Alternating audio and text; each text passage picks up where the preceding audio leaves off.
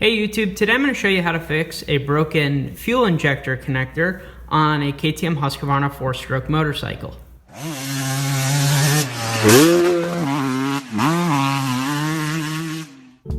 Alright guys, so I'm going to show you how to fix your fuel injector connector on your KTM Husqvarna 4-stroke motorcycle. This video is very similar to the last video I made where I actually fixed the ambient air temperature gauge sensor on my 250 SXF. So if you haven't seen that video, check it out because the principles from that video are going to apply to this video with the exception that the parts are just slightly different. So let's get into it. The first thing that you're going to want to do is cut back your heat shrink insulation with a gem blade. I've already done that, but it's just to expose the wires and give yourself some room to work. The second thing that you're going to do is you're going to remove this gray inner housing thing. It's this light gray piece. To do that, you're going to need a small screwdriver and you're going to want to fit it right here and right here. There are two notches, that one and that one. So you're just going to stick your screwdriver in there hard and lift it up. You can see that it came up, and then I'm going to use a needle nose to pull it out. So that's the inner housing. The next part is your little rubber stopper thingy. I'm going to pull that out with my screwdriver.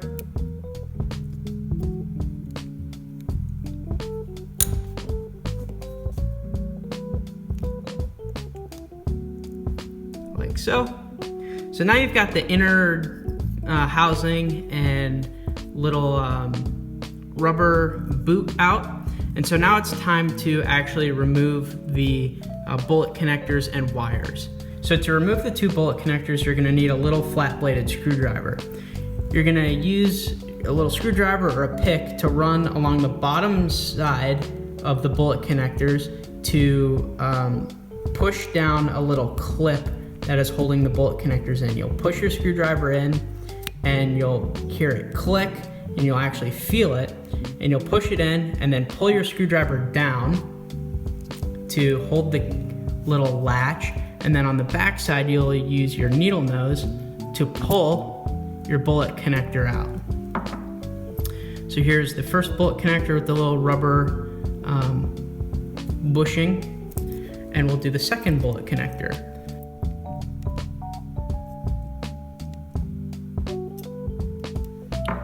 And just like that, the second bullet connector will come out.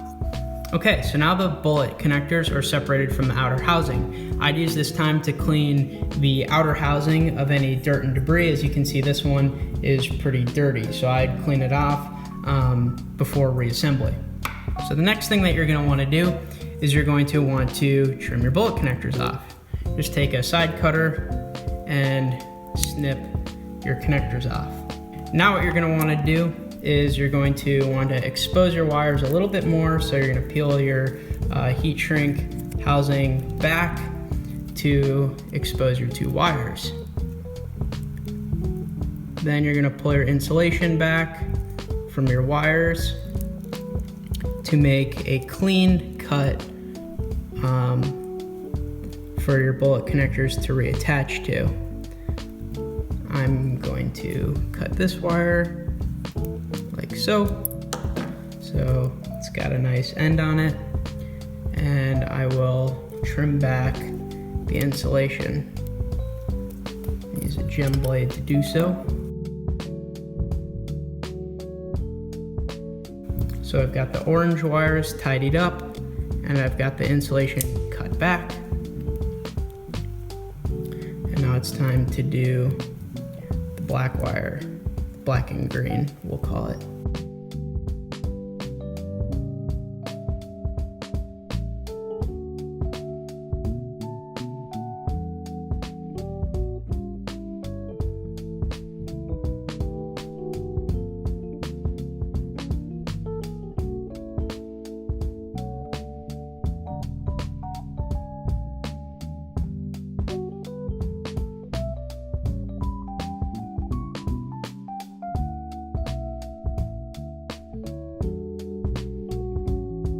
All right, so now we've got our wires tidied up on the bike, so it's time to work on the bullet connectors. Alright guys, so the next step is to uncrimp your bullet connectors. What you're going to want to do is uncrimp it here and here from the old wires, and then recrimp your bullet connectors on the new wires that are still on the bike.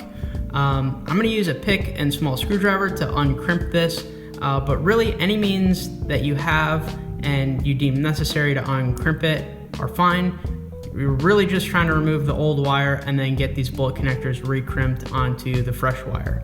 So I'll be back once I uncrimp these, and also please make sure that these rubber stoppers are not damaged because they seal the wires into the outer housing.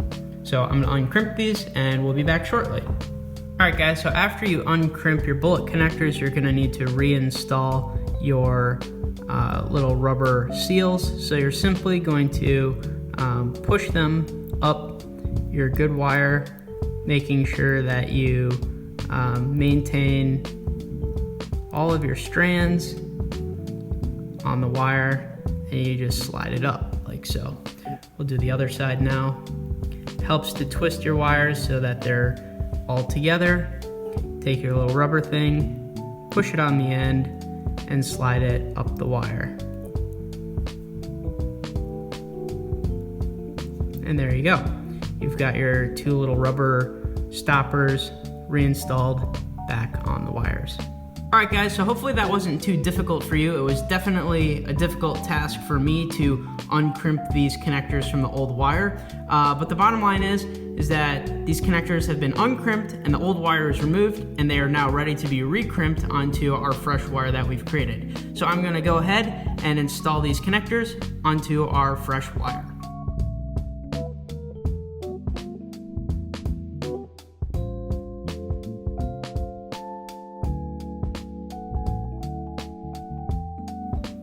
Alright guys, we got our connectors crimped onto the wires and our little rubber pieces crimped as well. So these connectors are ready to be reinstalled back into the outer housing.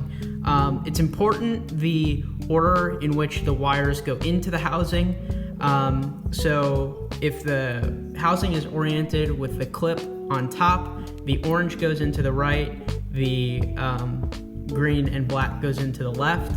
And holding it in this position, you're going to want the wires to go in with the, I guess we'll call this the exposed side facing down.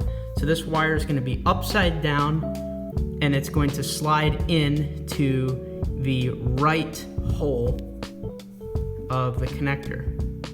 So we'll push it in.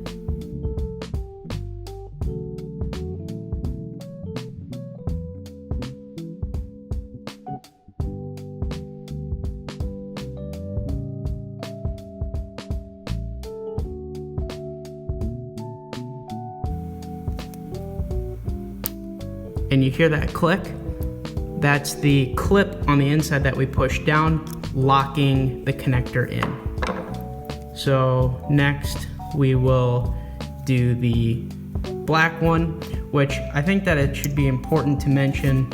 We should probably be trimming this insulation back a little bit, first of all, to try and eliminate the problem that happened in the first place, which was it rubbing through the wires.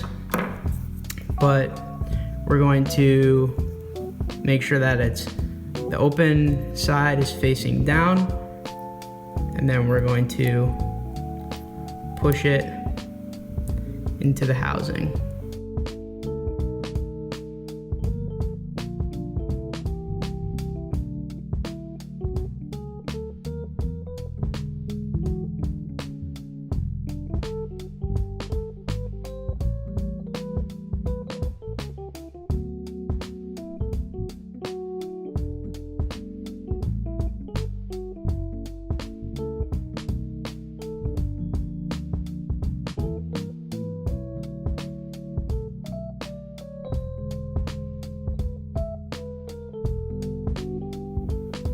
With one final push from my screwdriver, the connector is now fully seated. We can confirm this by visually inspecting both connectors and seeing that they are sitting at equal depths within the outer housing. So both connectors are properly seated. Also, the rubber boots on the back are flush with the outer housing, so those are seated correctly as well.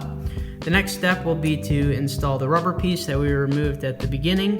The nubs go facing down, like so. And then we're gonna install our inner housing next, like so. We'll push it into the outer housing until it clicks into position. The inner housing and the outer housing will be flush, like so. So that's how you know that those pieces are seated correctly. Finally, I'm gonna put a zip tie around this heat shrink insulation to prevent it from wobbling back and forth and causing wear on these wires.